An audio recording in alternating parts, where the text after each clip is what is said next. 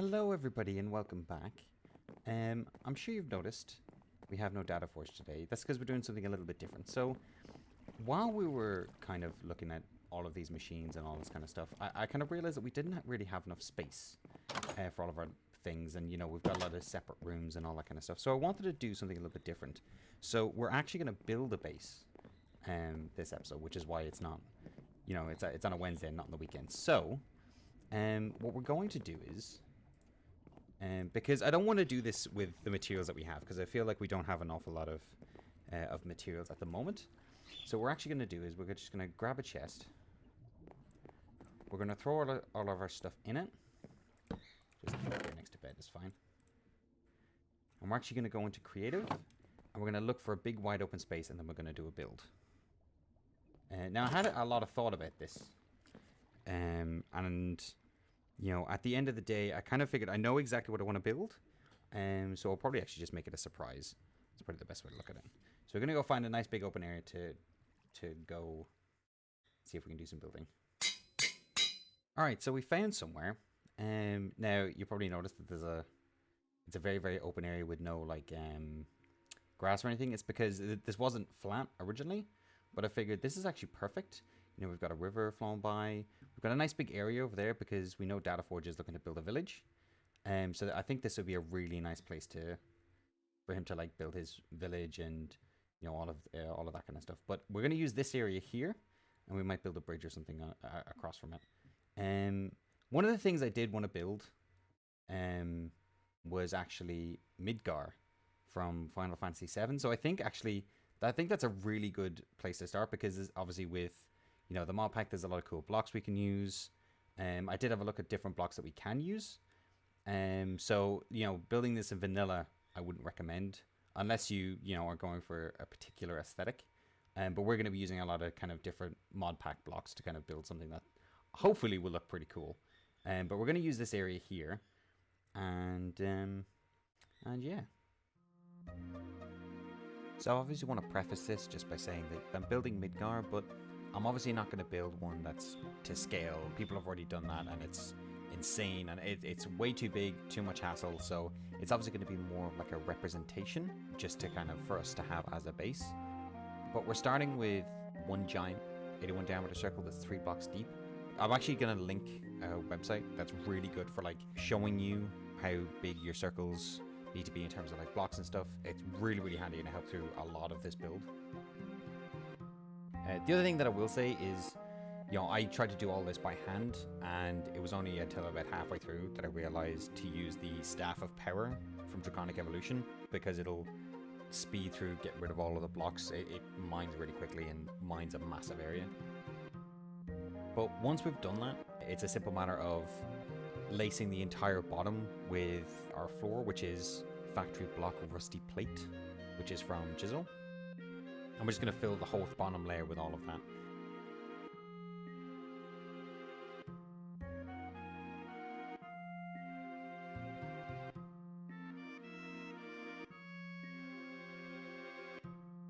And then we're going to build 2 blocks higher, and then we're going to be doing the exact same thing.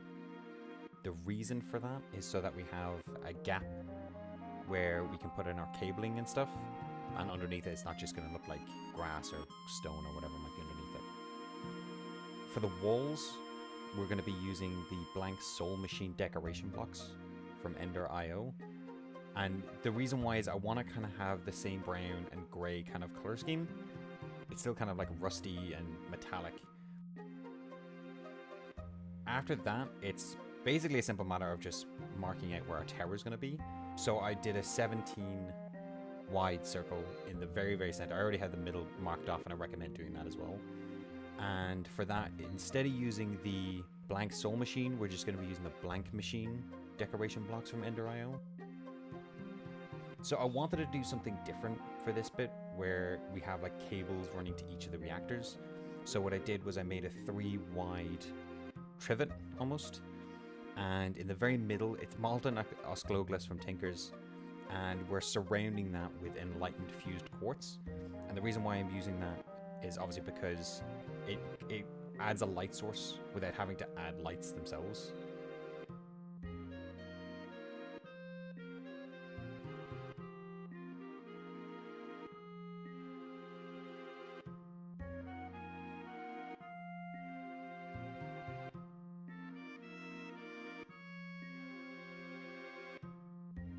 So we're doing these in all 8 directions, north, south, east, west, and then we're doing in the diagonals of those as well.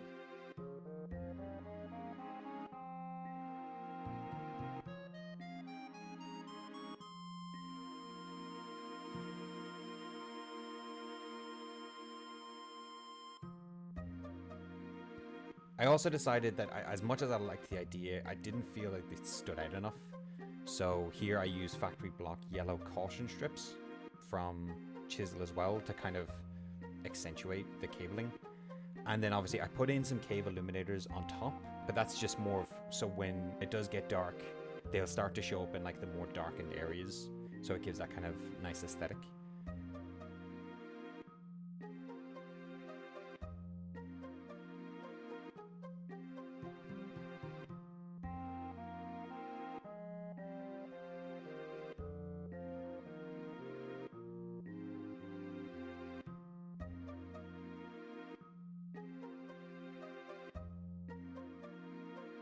So after that, it was basically doing the doors that go into the main tower. So I did them on the north, south, east, and west sides. And it's just factory block, fancy circuit block with gold plating from Chisel, which is a mouthful.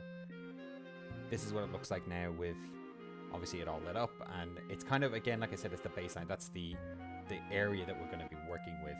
That's the kind of floor size.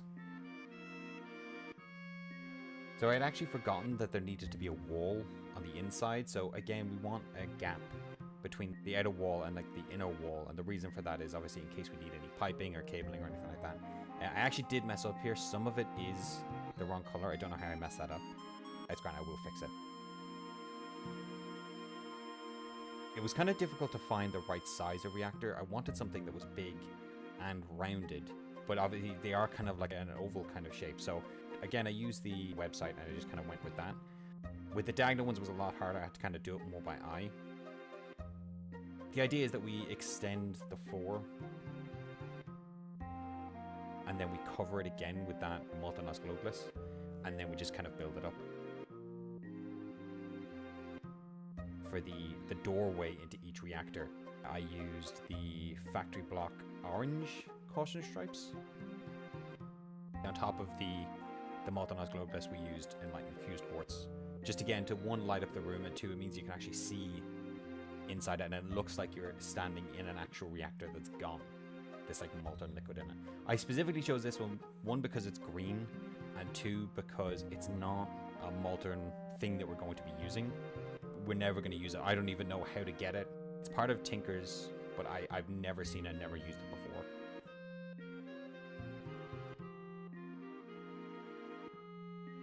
So this is when I realized that I actually messed up the wall. I want to say the walls are 8 blocks high, and then the reactors are 10 blocks high. And we'll be adding more onto that to give it more height, but that's the baseline of what you're working with.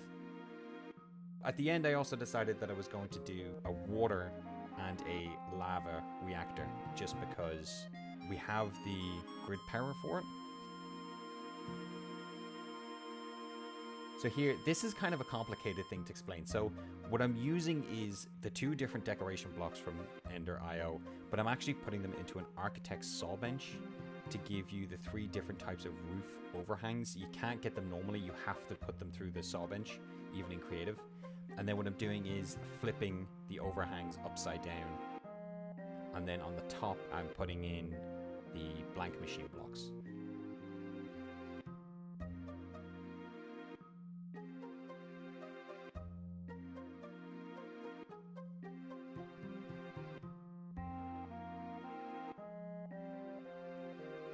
We're actually going to put in the nether smokers from Quark. And on top of that, I just kind of wanted to keep the color, so I went with the green carpet, just standard green carpet from Minecraft. If you can find anything better, like maybe a green trapdoor or something like that, it might look a little bit better. So once that's done, it's just a matter of finishing up all of the top, getting all the reactors and all the top of the walls done. I did add some lamps on the top and the inside of the walls just to add a bit more light, because I feel like the glass isn't doing as much as I'd hoped once it's all covered. We're kind of doing the same thing again, where we're using factory block old vents. We're starting off about 5 blocks high, and then we're leaving the next block empty, and then we're doing the next set of blocks on top of that. So 5 and 7, so there's a gap in the middle again for any cables or anything that we want.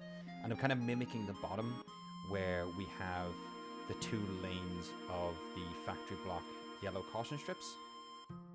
And inside that is basically a tube of the enlightened fused quartz with a line of the molten osglobulus inside it as well.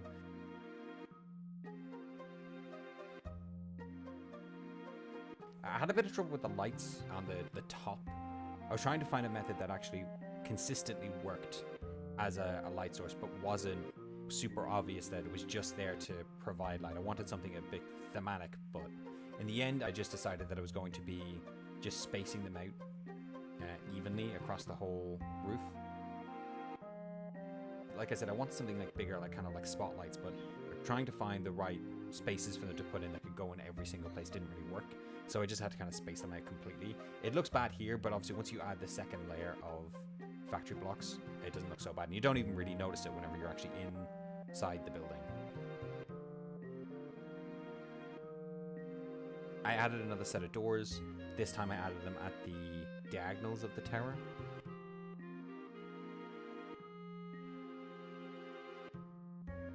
And there you go. So that's everything that we've got so far. That's the core structure done. Everything left is just to do with the tower. There'll be more aesthetic stuff and visual things just to add in as we go by. You can see the reactors are fairly big and the floor underneath is quite big.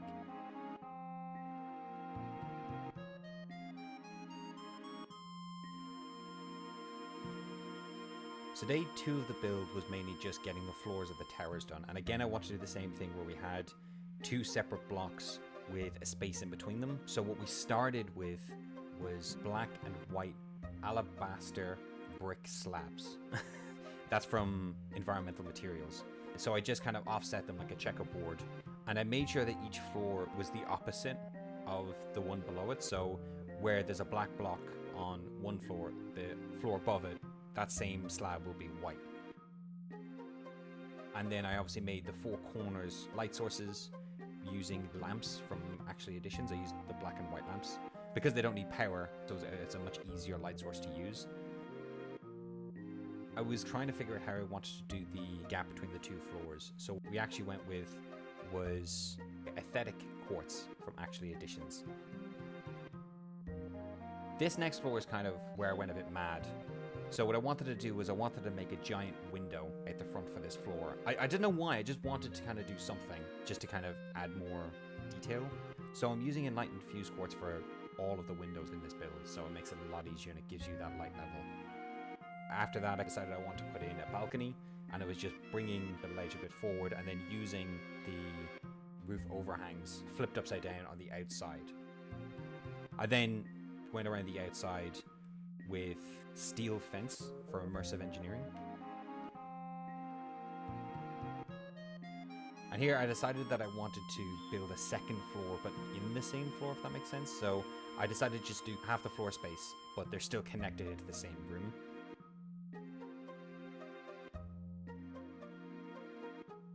And then it's just expanding the windows.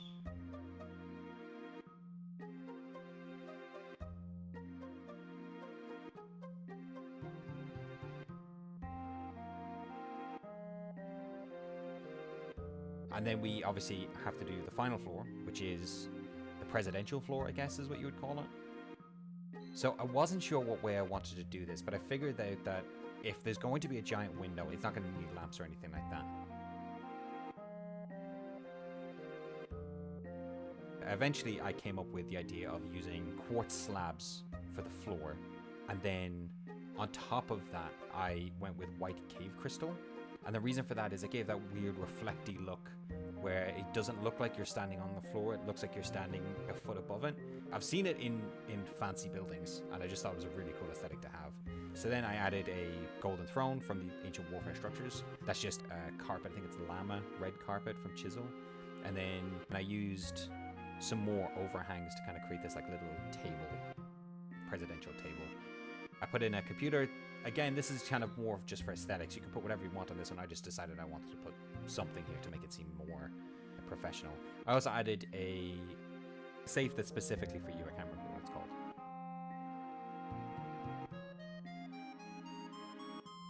And I just added some purple carpet on top just to give it a nice look.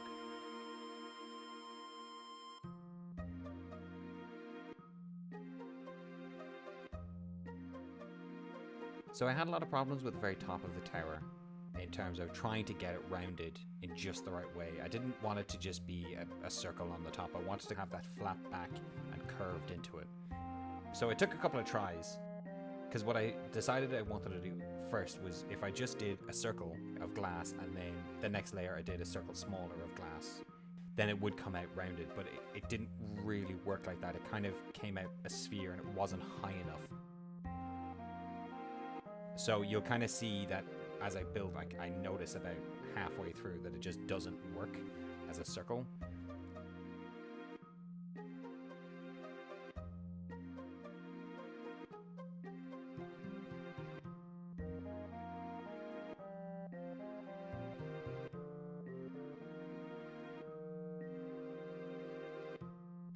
And then I realized that I kind of have to take the same idea but just do something with it, because it was the right kind of structure that I was looking for. It just wasn't the right angle.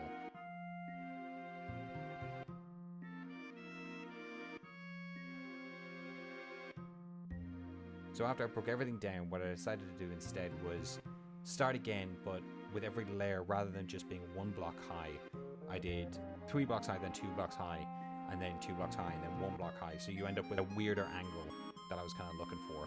And then it's just a matter of just joining it to the back. Once you hit a certain peak, you can just create the top of it flat. Now, obviously, I know you can't see it very well because it's see-through glass, but you'll kind of see it more when I start putting in the framework for it as well.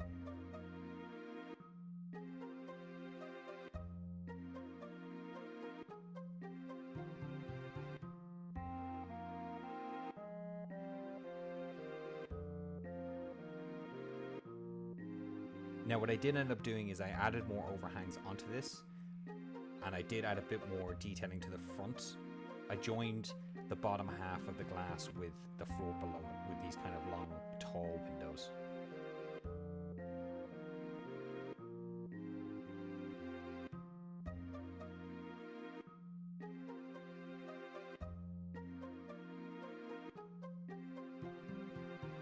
So this is kind of my favorite part, because obviously we're going to be using jetpacks and gliders and all that kind of stuff, so I wanted to make something kind of extra special. I made an even smaller walkway from the side round to the back with a large platform. Around the outside I added the overhangs.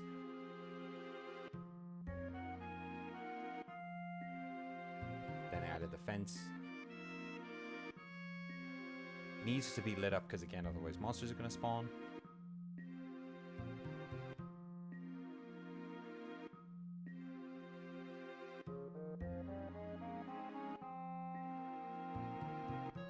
Obviously I did the circle and did the H. Now, I hated the yellow. I don't know why. I really didn't like the yellow, but I went with the red instead. After that, it was basically just adding little touches of things like structure pieces for the bottom of the helipad. I added more windows and used the overhangs on them to create like window frames, this kind of thing.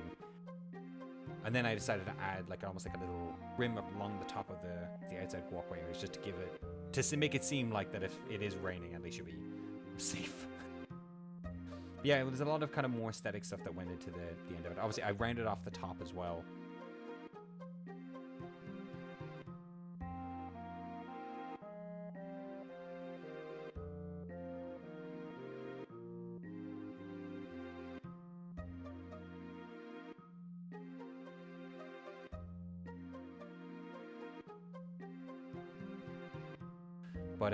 But there you go. That is the entire build of Midgar. I have no idea if DataForge is going to like it. He might hate it. He might love it. I clearly don't know. Hopefully he will like it, because this was probably one of the most fun builds that I've had. And, you know, the view that you get from the top of the tower is absolutely insane. Obviously, all of the machines are going to be installed into the separate reactors. We're obviously going to have to build elevator blocks and stuff like that. Or we might even just leave it as it is, just because we have the jetpacks anyway. So I'll have to see.